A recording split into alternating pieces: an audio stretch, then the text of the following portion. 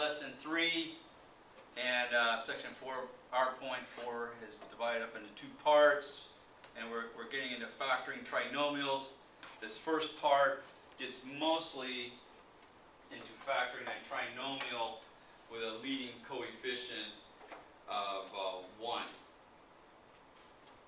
But we get a little bit into, higher level factoring, but not much.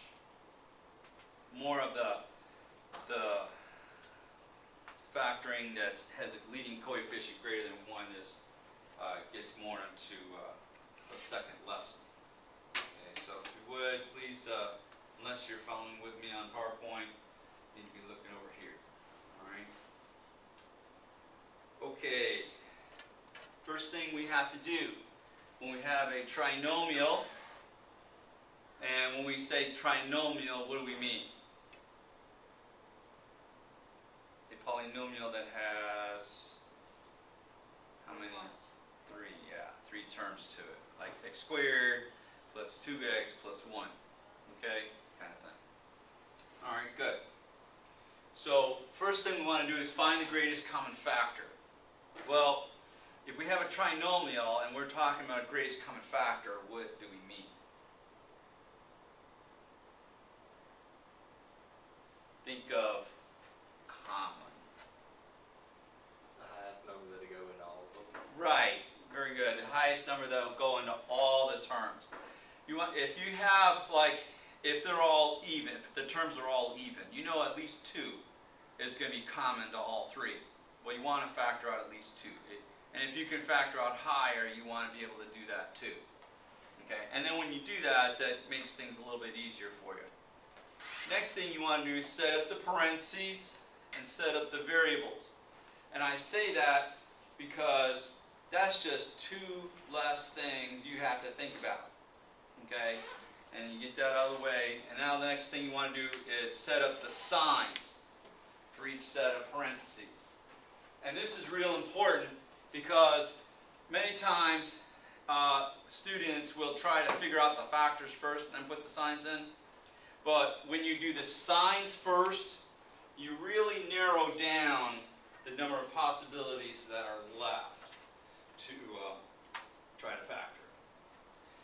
If your C term, if your last term is a positive, like this, then your factors are either going to have 2 pluses in them or 2 minuses in them. In other words, the signs are going to be the same. Well, how do you know if they're both pluses or both minuses? Well, you look at the middle term. If the middle term is a plus, then you have a plus plus. If the middle term is a minus, then your 2 terms are going to be the same, but they're going to be 2 minuses. Okay? And so it's because you have the 2 signs that are the same that when you have your C term is a plus, your factors are going to add to give you your middle term. Okay? When the C term is a minus, then that means your signs are going to be different.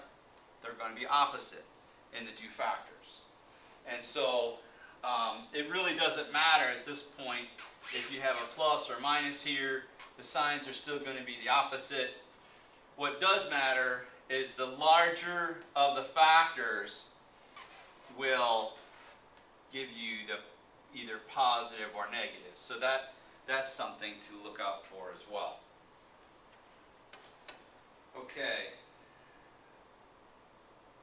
Find the factors of the 3rd term and use the factor table or factor tree when necessary. Using a factor table can be very useful because what you're doing is you're trying to figure out what numbers will multiply to give you that C term. And those are going to determine what are going to go inside your parentheses. So if you have that written down in front of you, it really helps seeing it there to be able to determine what your factors are going to be. Find the set of factors that will add or subtract to give you the middle term. Again, the way you can tell is if your C term is a plus, your factors will add to give you your middle term. Same thing here, two minuses, right? A negative and a negative will give you, added together will give you a larger negative. If the C term is a minus, then your factors are going to subtract to give you your middle term. Okay, and as we go through these, you'll see how that works.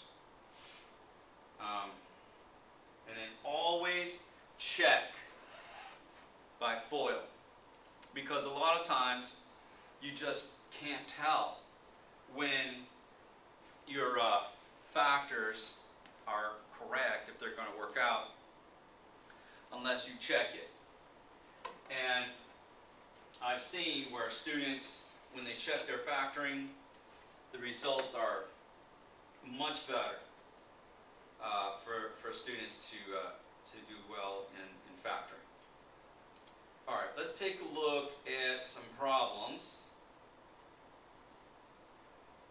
And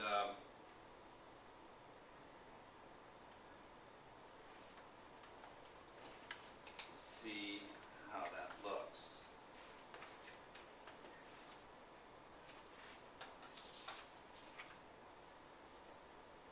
Now, I had to get the, you may see the format on the homework a little different for the first half of lesson 3, because I had to get it out of a different textbook.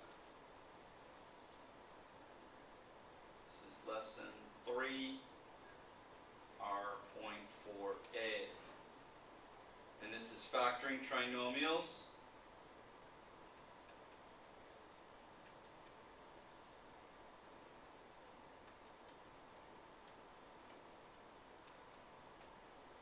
Part 1. Okay, first thing we want to do is factor out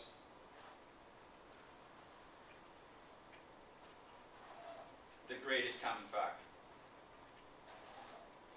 And before I cover the greatest common factor, I like to work with its opposite first, which would be, let's say we have 2, and we have x plus 1.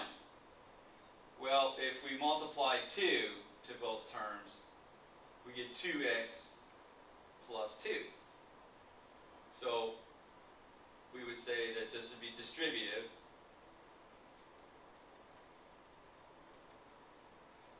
Property. And then, so going backwards, that would be factoring. So we can say that factoring is the opposite operation to distributing a number in the parentheses. So with that, let's say that we have